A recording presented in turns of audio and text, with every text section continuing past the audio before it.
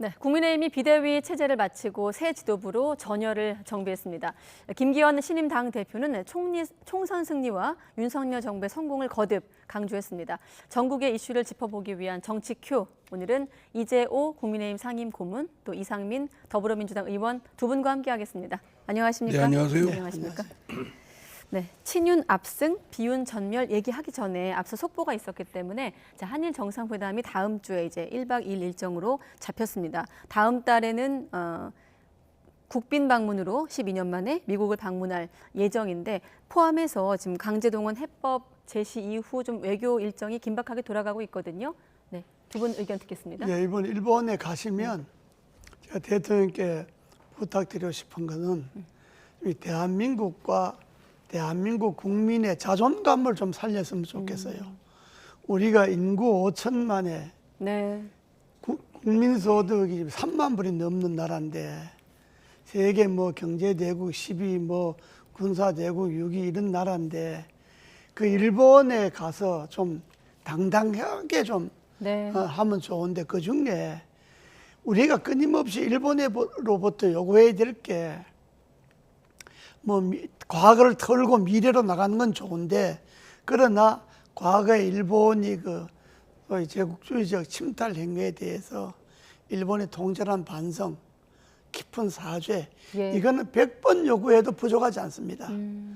그걸 면전에서 직접 요구하기는 뭐 한다 하더라도 김대중 오부치 선언을 다시 한번 확인해 달라든지 뭐 어쨌든 우리의 자존감을 좀 세워줬으면 좋겠다 하는 것을 꼭 좀 말씀드리고 싶어요. 일본의 사죄는 100번 요구해도 지나치지 않다는 말씀과 함께 국민의 자존감을 좀 높여달라라는 주문이 있으셨습니다. 외교가 그 성과를 내고 성공을 하기 위해서는 네. 그 상대국과의 협상만 있어서는 안 되고 국내 여론이 또 받쳐줘야 됩니다. 공감을 해야 되고. 그런데 지금 정부가 하고 있는 강제징용 그 방안에 대해서는 지금 일본 뭐 미국에서는 환영을 받을지 모르지만 국내에서는 엄청난 격앙된 그런 분노 뭐 이런 것까지 아주 여론이 안 좋거든요. 네. 피해자 유가족들뿐만 아니라 피해자들 분들뿐만 아니라 국민 여론이 매우 안 좋습니다. 그러면 이거는 아무리 정부가 일본이나 미국과의 관계를 잘 개선한다 할지라도 이거는 실패합니다. 그리고 이거는 결국은 갈등만 증폭시고 지금 일본은 쭉 빠지고 우리 국내에서만 갈등이 다툼만 남아 있지 않습니까? 네. 그래서 지금 최소한 일본의 그 일제 강점기에 있었던 사죄 그리고 배상 책임 문제 두 거는 반드시 이번에 성과를 내야 강제징용 정부가 추진하는 강제징용 해법으로서 이거는 열매를 맺을 수가 있지.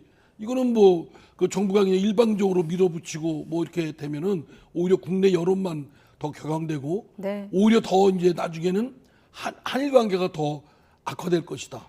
예, 그렇게 알겠습니다. 말씀드리고 싶습니다. 국내 여론을 반영한 고모님의 표현을 빌면 국민의 자존감을 높일 수 있는 외교 해법이 나올지 다음 주 일정을 기다려 보겠습니다. 자, 국민의힘 전당대회 다음 날 분위기를 좀 알아볼 텐데, 자, 김기현 국민의힘 대표 새롭게 구성된 지도부의 역할로 내년 총선 또 윤석열 정부의 성공을 꼽고 있습니다. 김기현 대표 목소리부터 듣겠습니다. 우리 당 지도부는 지금 이 순간부터 1분 1초도 허투루 사용하지 않고 내년 총선 준비에 나서야 하겠습니다. 민주당 정권과 문재인 정권이 남겼던 반민생법, 반경제법 탓에 윤석열 정부의 민생이 군데군데 발목 잡히고 있습니다. 지도부부터 솔선수범해서 민생 챙기는 데 앞장서야 하겠습니다. 노동개혁 문제부터 해결하고 이어서 연금개혁, 교육개혁과 같은 국가적 과제도 차근차근 잘 해결해 나가야 할 것입니다. 네, 스스로도 난제, 과제를 언급을 했는데 경선 과정 국면에서 이재호 고모님께서 초조해 보인다라고 했던 표현도 기억이 나는데, 자, 김기현 대표 지난해 여소야대 국면에서 원내대표를 맡아서 윤석열 정부 탄생에 일조를 했습니다. 윤 대통령과의 호흡도 좀 궁금한데 박지원 전 국정원장 같은 경우는 이렇게 조언했습니다. 용산 출장 소장하지 말라 이렇게 조언을 했는데 고모님은 어떻게 좀 덧붙이시겠습니까? 뭐 용산 출장소가 아니라 용산 대리소가 된 거죠. 어쨌든 뭐 김기현 대표의 당선 우선 축하를 드리고 예. 그러나 제가 몇 가지 부탁할 거는 지금 급한 거는 내년 총선이 급한 게 아니고 당내 화합과 당내 단합이 급한 겁니다. 지금은 네. 전당대회 끝나고 대개 어떤 정당이든지 여든 야든 간에 그 당이 가장 그 바람직한 정당 대개 주류와 비주류의 구성비가 6대4 정도가 대개 정사입니다. 네. 주류가 한 6, 비주류가 한 4. 그게 무너지면 당이 이게 혼란스러워지죠. 일단 이번 새 지도부는 그 6대4 비율에 그럼 이번에 많이 보면 뭉치는데요. 되게 뭐 저 김기현 대표가 53% 정도 그리고 떨어진 세 사람 합하면 한 47%. 뭐 그 6대4에 근접하니까 이걸 잘 유지하려면 예. 어느 한쪽으로 몰아가지 말고 적어도 비주류의 생각을 존중해주고 네. 비주류도 골고루 당직에 배치하고 이게 우선 급선무고 그다음 두 번째는 야당과 아낌없는 협치를 해야 됩니다. 네. 야당과 싸우려고 하지 말고 협치해야 되고 그렇게 하려면 지난 정권 탓을 이제 그만해야 됩니다. 이제 문재인 정권이 어떻고 저떻고 하는 이야기는 그건 이미 국민들이 다 아는고 네. 또 국민님 지지하는 사람들은 문재인 정권에 대해서 평가할 만큼 다 하고 있으니까 더 이상 뭐 문재인 정권이 어떻다 그것 때문에 안 된다 이런 소리 하지 말고 윤석열 정부가 잘할 수 있는 것만 좀 제시를 하도록 네. 그렇게 하고 거듭 부탁하지만은 야당과 협치를 해야 합니다. 자, 야당과의 협치. 야당과 협치 안 하면 국회에서 될 일이 없습니다. 야당 의원에게 바로 여쭤볼 텐데 마침 어제 네. 전당대회 그 과정을 이 시간에 생중계를 하면서 저도 민주당의 표정은 어떨까? 김기현 신임 당대표 선출에 대해서 궁금하긴 하거든요. 그 어쨌든 민주당에서 공식적으로 나온 대변인 성명은 상당히 좀 제가 봐도 너무 좀 인색했다. 네. 그럴 정도로 이제 우리 더불어민주당에서는 지금 집권 세력인 윤석열 대통령과 네. 그 대통령실이나 정부 분들 그리고 국민의힘에 대한 감정이 안 좋습니다. 어쨌든 저희 당의 그 대표가 검찰에 그냥 파상 공세로 표적 수사를 받고 있다. 이런 정도의 상황이라고 생각을 하고 있기 때문에 예. 저는 이번에 뭐 저 김기현 대표는 저하고 같이 이제 2004년도 저는 열린우리당으로 네. 김기현 대표는 한나라당으로 이제 국회 첫 입성을 해서 또 개인적으로도 잘 친하고 또 우리 외교통일위원회 같은 멤버이기도 했습니다. 네. 그 성품도 훌륭하신 분이고 역량도 뛰어나신 분이라 잘 해줄 거로 기대는 되지만 걱정을 하는 분들의 목소리 저까지 포함해서 하는 그 생각은 지금 말씀하신 대로 그 김기현 대표가 독자적으로 당을 운영하기보다는 윤석열 대통령 또는 대통령실의 입김에 좌지우지 될 것이다. 거의 뭐 그 뭐든 얼굴만 이렇게 보여주는 그런 거에 그치지 않겠느냐. 뭐 이래서 오히려 지금까지 윤석열 대통령의 강경기조 어쩌면 유연성이 없고 강경하게 국정을 이끌어가고 반대파와의 협의나 협치는 말로는 한다고 하지만 실제로 하나도 한 거 없는 이런 것이 연장선상으로 더 내년 총선에 이기기 위해서 야당을 더 구석으로 몰고 또 공경으로 몰려고 하는 그런 생각 갖고 있지 않을까 네. 이런 걱정이 있습니다. 그래서 김기현 대표가 국민의힘이 집권 여당으로서 역할을 제대로 하려면 네. 윤석열 대통령에 대해서 할 말 하는 그야말로 일정한 견제도 하고 어쩐 때는 쓴소리도 하고 대통령이 사리 판단을 또 정황 판단을 잘 올바르게 할 수 있도록 네. 저는 잘 해야 된다고 아까 생각합니다. 친분이 있다고 하셔서 김기현 신임 대표는 그런 쓴소리를 할 수 있는 인물인가요? 아마 잘 싫은 소리 잘 안 하는 분이죠. 네. 그러니까 해야 됩니다. 알겠습니다. 그거는 마음 독하게 먹고 사실은 그러니까 인간적으로 뭐 이거 하기 어려운데 보통 그렇거든요. 예. 그걸 넘어서야 됩니다. 왜냐하면 이제는 집권 여당의 공당의 대표고 이제 너무 여야 간에 정치는 없고 네. 대립 전선만 있단 말이에요. 이걸 풀려면 정치를 복원하려면 이번에 선출된 김기현 대표가 정치인으로서의 역할을 100번 1000번 해야 될 것이고 그건 첫걸음은 윤석열 대통령에 대한 거리 또 역할 견제 쓴소리 이런 거를 잘 하는 거라고 생각합니다. 네, 아까 고모님께서는 총선보다 당내 화합이 급선무라고 하셨습니다만 벌써부터 공천 파동, 심지어 공천 협박이 사실상 시작됐다는 유승민 전 의원의 발언까지 나왔거든요. 그렇습니다. 이게 네. 지금 김기현 대표가 사람이 아주 보드랍고 아주 합리적이고 그래요. 네. 남인데 싫은 소리 잘 안 하고. 보드랍고 합리적인가요? 그냥 뭐 절대로 남인데 싫은 소리 안 하죠. 이제 그렇다고 해서 지금 당 대표와 대통령과의 관계인데 물론 뭐 이번에 저 윤석열 대통령이 뭐 지명한 거는 마찬가지죠. 그러니까 당 뭐 대통령의 의중을 거스릴 수도 없겠죠.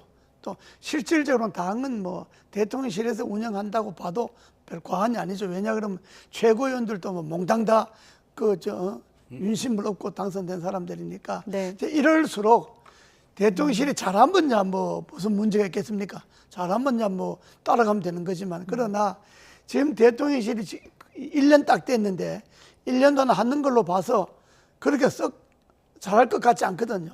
그러니까 당이 좀 중심을 잡고 민심을 제대로 전달하고 좀 야당과도 협치도 좀 제대로 하고 이렇게 하려면 김기현 대표가 중심을 잘 잡아야 합니다. 네. 여당 대표라는 게 대통령실만 쳐다보거나 대통령실 시킨 대로 한다고 해서 이게 되는 게 아니거든요. 권력을 잡은 사람들은 항상 오만하게 돼 있어요. 권력에 취해서 뭐든지 네. 자기들 마음대로 다 되는 것처럼 생각하고 있어요. 그러나 거기에 당 대표가 그렇지 않다, 민심은 그렇지 않다 네. 하는 그때 지적을 해주는 역할을 예. 해야 되는데 지금 뭐 김기현 대표가 겉으로는 보드랍지만 속으로는 뭐 좀 깡다고 있을는지 모르겠는데 또 뭐 판사도 하고 그랬으니까 뭐 옳고 그러면 아니까 네. 잘 하리라고 봅니다. 아까 그 유승민 전 의원 발언과 또 여기에 대한 김재원 최고위원 발언도 지나갔는데 김재원 최고위원이 지분이라는 표현을 썼거든요. 자기 지분. 자, 이번 전당대회 과정에서 이를테면 탈락한 세력들 유승민 전 의원도 있고 또 나경원 전 의원도 생각이 나고 큰게 보면 이준석 개 인물들도 있거든요. 이걸 품기 위한 과정이 있을까요? 어떻게 보십니까? 근데 지금 예. 김재원 그 최고위원도 네. 저렇게 하면 안 된다고 봐요. 네. 김재원 최고위원답지 않게 좀 과한 표현을 썼다고 봅니다. 어쨌든 지금 지금 비율로 보면 김기현 대표가 53%고 네. 나머지는 김기현 대표와 대립각을 쓴 후보들이 47%, 네. 60%를 합해서 얻었거든요. 말씀드린 대로 지금 6대 4가 안 되는 아주 근소한 차이일 수도 있는 이 상황을 네. 오히려 지금 반대파를 내쫓는 상황이다. 이거를 당원들이 냉정하게 판단을 해서 이 사람들을 축출하라고 했으면 그럼 축출하겠다고 한다는 얘기인데 네. 그러면 저희 더불어민주당은 참 좋아요. 예, 유승민도 내쫓고 뭐 또 이준석도 내쫓고 뭐 또 나경원도 내쫓고 하여튼 반대파를 내쫓으면 국민의힘은 뭐 갈등과 그 뭐 대립은 보기 아주 뻔합니다. 네. 그런데 정치는 그렇게 하면 안 되죠. 예, 반대파를 어떻게 하면 그쪽에 뽑은 지금 엄연한 당원들 있습니다. 말하자면 친윤, 윤석열 대통령 쪽에 손들어준 그 당원들이 많긴 하지만 네. 그거에 거부 반응, 이러면 안 되는데라고 넓은 의미의 반감을 가진 당원들, 국민의힘 당원들도 지금 40몇 %가 40한7% 정도? 예. 있거든요. 그럼 그 실체를 인정을 해야죠. 그러니까 최고위원들이 이제 당권을 잡았다고 첫날부터 말을 함부로 막 하는데 저 보기가 안 좋아요. 네. 아주 당원들이나 국민들이 보기에 눈살 찌푸리죠. 당권 그 뭐 쥐꼬리만한 권력 잡았다고 뭐 누구는 쳐내고 누구는 안 줬고 뭐 누구는 지분 있고 없고 뭐 이게 함부로 말하는데 저거는 당을 화합하자는 게 아니라 당을 점점 분열로 몰고 가는 거죠. 지금은 최고위원들을 또 가슴을 열고 네. 반대 비주류 40%도 끌어안고 함께 가야 된다. 유승민이든 이준석이든 누구든 국민의힘이라는 당 테두리 안에서 함께 가야 한다. 설사 그들이 당을 비판하고 대통령을 비판한다 하더라도 네. 그건 당을 건강하게 하기 위한 것이니까 그들하고도 함께 가야 한다. 이런 자세를 가져야지 누구는 뭐 내보내야 되고 누구는 뭐 공천이 어렵고 뭐 요런 소리를 함부로 하는 거는 저건 진짜 최고위원 잘못 뽑은 거죠. 결과로 이어지진 않았지만 말씀하신 그 47%에 대한 이른바 윤심에 대한 반란표에 대해서도 주목을 해야 된다. 아, 그렇습니다. 이런 그러니까 말씀으로 안고 들립니다. 가야죠. 예. 예. 자, 그러면 아까 최고위원 말씀하셨는데 최고위원 같은 경우도 지도부 전원의 색깔이 지금 단일하거든요. 자, 단일하다. 장점도 있고 단점도 있을 것 같은데 어떻습니까? 저는 장점보다 단점이 훨씬 많다고 생각합니다. 왜냐하면 정치는 생각이 다른 다양한 사람들이 그 다양성을 기반으로 해서 여러 생각들이 의견이 모아지는, 그거는 국민들이 민심이나 이해관계가 다양하기 때문에 그렇습니다. 네. 이런 것들을 모으는 그런 테크닉이 정치인데, 만약에 지도부가 단일색이다, 한쪽 생각만 갖고 있는 분들이다, 당장 볼 때는 단합이 잘 되는 것 같고 아주 일사불란하고 효율성이 있는 것 같죠. 그러면 더 중요한 자기들의 한 생각을 제외한 나머지 생각들은 배제시키는 거거든요. 네. 결국 잘 될 리가 없죠. 저렇게 되면 견제와 균형도 잘 작동이 안 되고 다양성에 따른 어떤 아름다운 꽃 어우러짐이 있을 수가 없고, 네. 그러면 저렇게 되면 편향되고 강경일변도로 가고 자기들의 의견과 다른 사람들은 배제하고 또는 배척하고 뭐 이렇게 할 겁니다. 그러면 그것은 필연적으로, 그렇게 하면 필연적으로 몰락입니다. 지금까지 역사적으로 가까운 우리 정당사에서도 그랬고, 외국 뭐 정당사에서도 한쪽이 지도부가 또는 한쪽 정파가 그 실권을 다 줘버리면 나머지 반대파들이 계속 반대를 할 것이고 가만 안 있지 않겠습니까? 그러면 더 오히려 대립과 갈등이 더 골이 깊어지고, 네. 그러면 분열 몰락이 되는 거죠. 네. 전당대회 정당- 다음 날 말씀하시죠. 정당사에서 있어서요, 여든 야든 비주류를 소외시키거나 비주류를 압박해서 잘 되는 정당이 없습니다. 비주류와 함께 가고 권력도 적당히 나누고 이렇게 6대4라고 하는 주류와 비주류의 기본적인 흐름을 존중하는 당은 그래도 잘 돼서, 예를 들어서 김영삼 대통령 당이나 김대중 대통령 당은 여가 됐든 야가 됐든 항상 그분들은 6대4라고 하는 주류와 비주류의 6대4라고 하는 이 원칙을 지켜나갔거든요. 네. 그러니까 당이 시끄럽다 하더라도 당이 유지가 됐어요. 예. 그러나 주류가 비주류를 완전히 쫓아내려고 하거나 무시하거나 소외시키거나 압박하면요, 그 당은 되질 안 합니다. 그러니까 지금 그 당권 잡았다고 권력에 취할 게 아니라 항상 그 정신, 우리는 비주류를 존중한다. 네. 이 생각을 잊으면 안 돼요. 자, 그럼 전당대회 다음 날 말씀하신 주류와 비주류의 목소리를 한번 이어서 들어보겠습니다. 신임 최고위원 그리고 한때 주류였다 비주류가 된 이준석 전 대표 목소리까지 들어보겠습니다. 경기장에 난입해서 경기를 망치는 그런 관중들을 훌리건이라고 하는데요. 훌리건 수준을 넘어서서 이분들은 실제로 선수로 뛰어든 훌리건들 아니겠습니까? 이제는 이 당에서 영구히 추방해야 될 그런 판단을 한 것 아닌가 생각을 합니다. 이준석이라는 정치인과 결탁해서 선거를 끝까지 치른 게 전략적 패착이었다고 보여지고요. 하루빨리 이준석 전 대표 그늘에서 벗어나서 또 천하용인만의 멋진 정치를 했으면 좋겠다라는 바람을 가지고 있습니다. 지도부가 많은 생채기가 난 상태에서 이제 임기를 시작한다 이런 생각을 하고 있고, 사실 이 부분을 봉합하는 것이 쉽지는 않을 것이다 이렇게 생각합니다. 아마 초기에 뭐 당직 인선하고 이러면서 어느 정도 일방주의가 보일 것으로 이제 보이는데, 훌리건 생채기 서로에게 아픈 말들이 오갔는데 아까 두 분 모두 김재원 최고위원 대목에서 훌리건에서 많이 웃으셨거든요. 김재원 그 최고위원이 훌리건을 진짜 못 봐서 그렇습니다. 저희 당에 와서 그 소위 강성 그 분들한테 좀 당해봐야 자기네 당에서 저 정도 얘기하는 건 그래도 점잖다라고 생각할 거라고 생각되고요. 네. 이상민 그러니까- 의원에게 훌리건은 그럼 어떤 겁니까? 제가 네. 누워서 침 뱉기는 할 수는 없으니까. 예. 어쨌든 상대 쪽을 부인하고 상대에 대해서 집단적으로 배척하고 심지어 나가서 괴롭히려고 하고 이러면 몰락입니다. 필연적으로. 네. 그러니까 지금 최고위원 두 분이 지금 말씀한 걸 보면, 아니 저렇게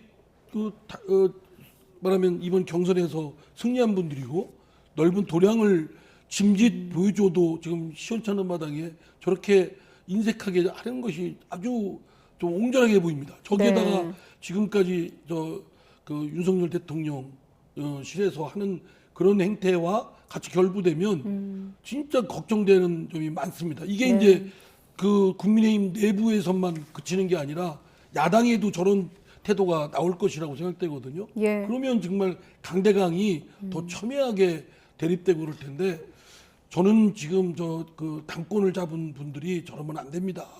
저런 자세를 갖고 지금 저 당내의 반대 생각을 갖고 있는 경쟁자들에 대해서 패자인데 그들에 대해서 저렇게 막 악에 받쳐서 얘기를 할 정도면 지금 우리 민주당은 어떻게 보겠습니까?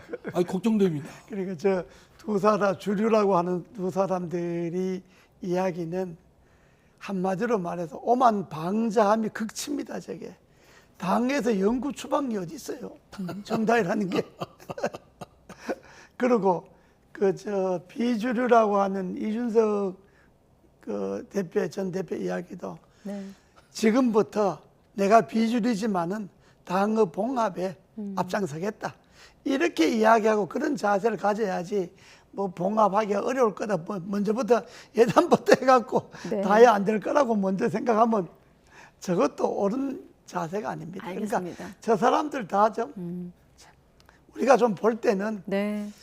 참 그 기가 막히네. 자, 다음 질문 이제 대통령 질문 넘어갈 텐데 넘어가기 전에 전당대회 관련해서 이번 전당대회 과정 속에서 지금 당대표 후보로도 뭐 안철수 후보, 천하람, 황교안 후보를 향해서 저마다 씬 스틸러였다라고 이제 평가들을 하고 이른바 천하용인 후보들도 좀 주목을 하고 있는데 두 분이 주목한 이번에 탈락한 어떤 후보들 중에 앞으로 좀 정치의 어떤 입지가 기대되는 인물이 있다면 각자 어떻게 저는 생각하십니까? 우선 황교안 후보가 종래의 좀 편향되고 강경 일변도라는 네.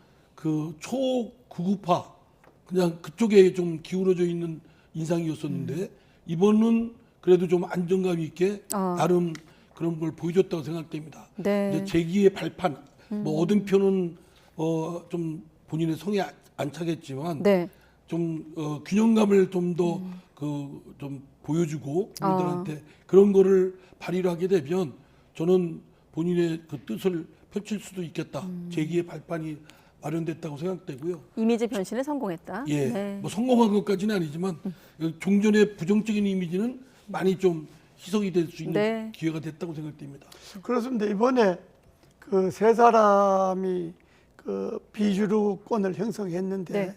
뭐 당내 한 40%대를 유지했는데 저는 안철수 후보가 23% 정도 받았는데 예. 국민의힘에 들어온 지가 1년도 채 안 되잖아요. 맞아요. 그 9개월 국민의힘에 정도 들어서 됐습니다. 예. 얼마 안 됐는데 그래도 23% 정도의 그 지지표를 확대했다고 하는 거는 난 상당히 성공했다고 보는 겁니다. 네. 그리고 천하람 후보도 뭐 10%대를 넘겼는데 천하람 후보는 처음부터 뭐 누가 된다고 나오질 않았으니까 자기 이름을 내겠다고 나온 거니까 뭐 그건 나 성공했다고 보고 방금 이상민 의원님 말씀하셨듯이 황교안 후보도 당 안에 그 극우파 말하자면 강경 보수주의자들도 한 8, 9%가 있다 하는 걸 확인해 준 셈이니까 네. 그것도 뭐 상당히 그 기대가 되고 8.72%. 그렇습니까? 네. 세 사람이 다 자기 나름대로 최선을 다한 거고 네. 문제는 그 세 사람들의 그런 기반을 주류가 어떻게 포용하고 이끌어 나가는 이게 이제 문제고 특히 안철수 후보는 뭐 23%가 예상보다 적게 받았다 그러지만은 저는 처음부터 볼 때 한 20% 이렇게 속으로는 그래 생각했어요. 왜냐하면 당에 들어온 지가 얼마 되지 않고 예. 또 뭐 그렇다고 당에 들어와서도 항상 중도적인 입장을 갖고 있었기 때문에 그런데 23% 정도 표를 얻었다고 하는 거는 당이 한 축을 형성할 수 있는 기반은 나는 가졌다고 봅니다. 네. 근데 안철수 후보는 조금 그 안타깝게 생각하는 것이 예. 분명히 노선이 좀 분명했어야 된다. 그러니까 말하자면 자신의 상품성을 좀 분명히 드러냈어야 된다고 생각됩니다. 만약에 이제 대통령 윤심이 너무나 아주 탈법적으로 네. 불법적으로 당무에 개입하고 또 이번 경선 과정에 그 영향력을 지대하게 미치려고 했던 것이 다 예견 가능했고 또 그렇게 했지 않았습니까? 예. 그렇으면 맞서서 그 국민의힘의 정당 민주주의를 지키고 또 살려나가는 쪽에 서서 그 대통령실 또는 윤심의 작용을 막는 아주 앞장선 그런 전사의 역할을 했어야 되는데 좀 엉어주춤한 좀 했어요. 안철수 말하자면 후보가, 예. 국정 운영의 적이다 또는 방해꾼이다 그러니까 또 아무 말 안 하면 아무 일 없다 뭐 이런 소리까지 모욕적인 아주 지극한 모욕적인 얘기까지 들었는데도 네. 그냥 넘어갔거든요. 꿀꺽 삼켰는데 제가 보기엔 삼킬 일은 아니었던 것 같습니다. 네. 안철수 후보는 윤심의 눈치를 너무 보는 바람에 실패한 거예요. 그 막판에 가서 이제 깨달아 갖고 바로 잡으려고 했는데 그때 늦었고. 눈치를 본다고 한다면 어떤 점을 눈치를 보는 걸까요? 지난번에 이 자리에서도 대통령은 믿지만 대통령실을 못 믿겠다고 하시긴 하셨거든요. 예. 아니 그러니까 윤심의 눈치를 너무 본다고 하는 거는 예. 윤심과 등지지 않기 위해서 그러니까 윤심의 표도 좀 얻고 네. 뭐 반윤심의 표도 얻고 이 작전이 실패한 거죠. 그러니까 예. 처음부터 그래 윤심은 윤심대로 나가고 나는 내대로 당의 길을 걷겠다 이렇게 치고 나갔으면 이번에 표가 더 나왔죠. 원칙을 견지하는 그렇습니다. 자세를 예. 뭐 정치하면서 참 느끼는 바가 원칙을 놓치고 우왕좌왕할 때가 있거든요. 네. 그때 사실은 그 중심을 놓지 말고 그 원칙을 견지해 나가면은 자신한테도 정치적인 성취를 이룰 수 있는데 만약 네. 왔다 갔다 하고 눈치 보고 이러다 보면 그야말로 이제 정체성이 없어지는 거죠. 알겠습니다. 안철수 후보가 너무 사람이 성격이 보드라워서 투사적인 기질이 없어서 이제 이번에 많이 배웠을 거예요. 오늘 보드라운 인물이 2명 등장합니다. 네, 대담에서 알겠습니다. 자, 마침 오늘이 대통령 당선 1주년, 물론 취임은 이제 5월 10일인데 그날이 1주년이고 13일에 대통령실에서 새 지도부와 회동할 예정인 것으로 알려지고 있습니다. 자, 덕담이 오갈 텐데 자, 새 지도부가 꾸려진 당정 관계를 예상해 본다면 어떤 좀 주문을 하시겠습니까? 그러니까 지금 제일 걱정은 가능성이 또 높은 건 네. 그야말로 상하 관계가 딱 잡힐 거다. 그러니까 말하자면 윤석열 대통령이 진짜 당 대표고 말하자면 김기현 그 지금 신임 대표는 부대표 뭐 이런 걸로 보는 시야가 많다는 것이 현실입니다. 네. 그래서 김기현 대표는 그 굴레를 벗어나야 됩니다.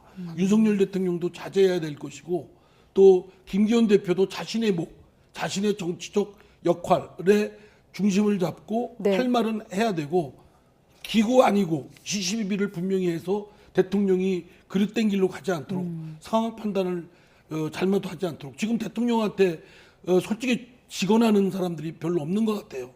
그러니까 대통령 지금 막 세게 이번에도 한일 강제징용 문제에서도 네. 외교부에서도 사죄와 배상 문제를 두 개는 양보해서는 안 된다. 마지노선을 했는데도 불구하고 대통령이 세게 밀었다는 거 아닙니까? 또 국민의힘 쪽 그 보수 원로들이 성급하게 하지 마라. 네. 속도를 조절해라. 라고 했는데도 대통령이 밀어붙였습니다. 이런 조급증이 자신의 뭐 결단력으로 생각해서 밀어붙일 때 그 부작용이 엄청난데 이거를 제동을 걸 수 있는 브레이크 역할을 할 수 있는 건 김기현 당대표라고 생각합니다. 네. 그 이번에 13일 날 회동한다는 거 아닙니까? 예, 새 지도부가. 그건 뭐 이제 새 지도부 인사차 뭐 의례적으로 하는 그 회담인데 네. 그러나 뭐 본인들이 제가 나 당하고 싶은 거는 너무 대통령도 그러고 당 대표도 그러고 새로 된 최고위원들도 그러고 너무 승리에 도취돼서 의기양양하면 안 됩니다. 지금 그렇게 의기양양할 그런 형편은 안 됩니다. 국내의 경제 사정도 그렇고 야당과의 관계도 그렇고 네. 당내에 있어서의 주류 비주류의 갈등도 그렇고 그러니까 너무 승리 도취해서 의기양양할 게 아니고 차분하게 지금부터 일의 선우를 가리고 일의 경중을 가려서 예. 무엇부터 해야 될까를 그걸 깊이 논의하는 그런 자리가 돼야지 너무 승리 도취해서 우리가 이겼다 뭐 이런 식으로 나가면 그건 안 되는 알겠습니다. 거고 우선 당장 대통령께서 일본 가잖아요. 그 일본 가서 일본 수상과 만나서 해야 될 이야기도 정리도 좀 해야 되고 당의 의견도 좀 전해야 되는 거고 네. 당내 비주류에 화합하는 방안도 좀 제시해야 되고 야당과 협치 방안도 논의해야 되고 실무적인 논의를 좀 해야 하는 자리지 너무 뭐 이겼다고 그냥 그 의기양양하게 나가거나 그러면 국민들이 또 알겠습니다. 금방 돌아서지. 네, 아무튼 주류의 완승으로 이렇게 윤심 지도부가 완성된 국민의힘, 이걸 바라보는 민주당 얘기로 넘어가겠습니다. 당내 분위기를 좀 여쭤볼 텐데 떡이 돌았다고 하더라고요. 단일 대우 떡. 이재명 대표 지지자들이 민주당 소속 의원들에게 모두에게 떡 선물을 돌린 건가요? 예, 저도 이제 그 저희 보좌진으로부터 이렇게 건네받아서 네. 그 내용을 알게 되었는데요. 뭐 요만한 상자에 떡이 있다고 합니다. 그 앞에 이제 글씨가 써 있는데. 아, 보진 않으셨어요, 의원님은? 예. 이재명 대표를 중심으로 단일 대우로 힘합쳐 나가라. 네. 나갔으면 좋겠다. 그러면서 무슨 땡땡일보 뭐 게시판 일동인가요? 뭐 같은 뭐 이렇게 있는데. 아, 특정 커뮤니티에서 보낸 것 같다. 예. 예. 근데 뭐 딱 보니까 이재명 대표를 절대적으로 지지하는 분들이 이렇게 떡까지 돌리는 걸 보고 한편 나는 왜 저런 좀 지지자들이 좀 없을까? 뭐 이런 좀 부러움도 있었고. 아까 훌리건 발언과 좀 겹치기도 하는데 복잡하셨을 것 같아요. 그렇죠. 떡 받으시고. 그런 분들이 예. 아니 적절하게 자신의 지지하는 사람을 위해서 목소리 내고 힘 도와주는 건 좋은데 어느 경우고 권한을 지나치거나 정도를 지나치면 안함만 못한 격이 됩니다. 네. 지금 이제 저희 당내에서도 강성 지지자들의 그런 행태가 바로 그런 것들이죠. 알겠습니다. 아니, 박홍건 명절도 아닌데 떡을 왜 돌려? 예? 뭐 추석도 아니고 설도 아닌데 떡은 갑자기. 떡 먹고 입 딱 주고 가만히 있으라는 얘기인지. 지금의 뭐- 어떤 내용에 대해 단합하자는 취지의 떡으로 누가 알고 무슨 있는데 떡 네. 우리나라 풍습에 떡 돌린다 하는 건 뭐 명절 때나 뭐 누구 생일 때나 뭐 무슨 잔치가 있어야 돌리는데 느닷없이 뭐 아무렇지도 않은 평상시에 떡을 왜 돌려? 아마 이제 그 이재명 대표가 이제 그 과도한 그런 그 공격 뭐 이런 것들은 삼가라라는 메시지를 여러 번 하니까 네. 이제 지지자들이 아마 떡으로 우회적으로 이제 자신들의 의사 표시를 부드럽게 한 건 그 정도면 사실은 저는 애교라고 생각합니다. 네. 근데 그 뒷면에 이제 담겨 있는 뜻을 생각하면 썩 그렇게 편하게 받아들이는 많은 못하겠더라고요. 그리고 당내에서 나오는 목소리만 봐도 떡으로 단일대우가 형성될지는 여전히 의문입니다. 그거는 뭐 떡 돌려서 될 일은 아니고요. 네. 예. 잠깐 당내 목소리를 듣고 또 두 분의 의견으로 이어가겠습니다. 제대로 된 방어권을 가질 수 있도록 민주당이 그 재판을 대신 치러줄 수는 없고 구속되지 않은 상태에서 재판에 임할 수 있고 당당한 방어권을 가질 수 있도록 해주는 것이 지금 민주당의 길이다. 민주당이 해야 될 일이다. 이런 것들을 서로 논의하면서 방안을 찾아 나가야죠. 올해 상반기 안에 이 문제에 대해서 어느 정도 정리가 안 되면 민주당은 그러니까 이재명 방탄정당이야 또는 이재명 사당이야 이재명 개인 중심이야 이런 식의 국민들의 인식 특히 이제 중도층 국민들의 인식이 심어지면 그러면 저는 총선까지 이걸 회복하기가 쉽지가 않을 거다.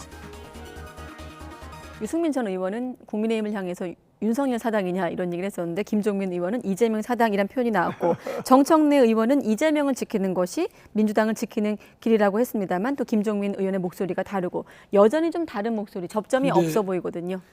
이재명을 지키는 게 민주당이 사는 길이다. 이 자체가 민주당이 이재명의 사당이다라고 생각하게끔 하는 언동들이라고 생각합니다. 지금 이제 우리 더불어민주당에 걱정을 하는 분들의 의원들 네. 또 걱정하는 당원들의 말씀을 들어보면 방탄정당이다. 그러니까 이재명 대표를 그냥 무조건 엄호사격 해주고 막 가는 방탄정당으로서의 그 부정적 이미지가 있고 네. 또 이재명 공당이 아니고 이재명의 사당이다.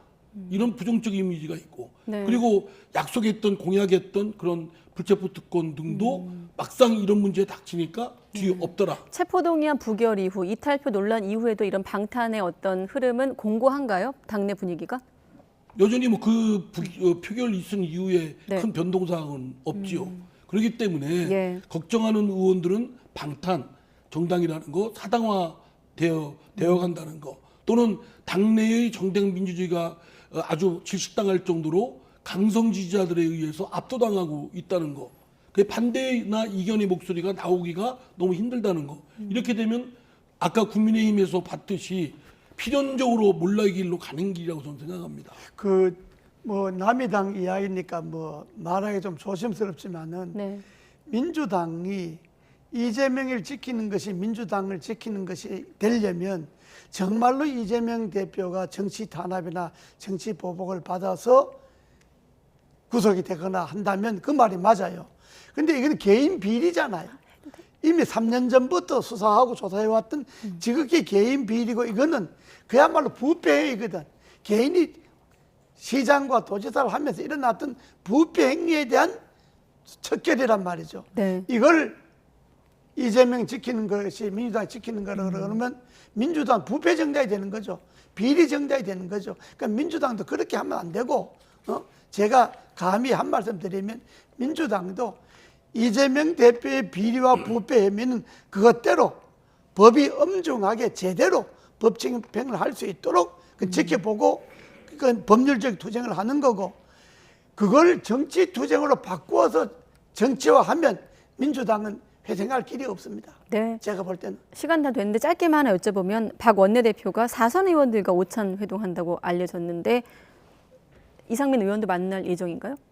예, 소통 우선 행보로? 의원들은 이제 그 박홍근 원내대표가 이제 만나서 식사도 하고 뭐 네. 얘기도 나누기로 했는데 4선 이상? 네. 선약이 있어서 그 자리는 못 갔고요. 아. 그런 만남의 자리가 예. 계속 이어지는 걸로 듣고 있습니다. 알겠습니다. 떡도 안 드셨고 오찬도 아직 안 하셨네요. 예. 네, 알겠습니다. 마음만 받으면 됩니다. 네, 혹시 만나시면 저희가 보도하겠습니다. 네, 이재호 국민의힘 상임 고문, 이상민 더불어민주당 의원 두 분과 함께했습니다. 고맙습니다. 네, 감사합니다.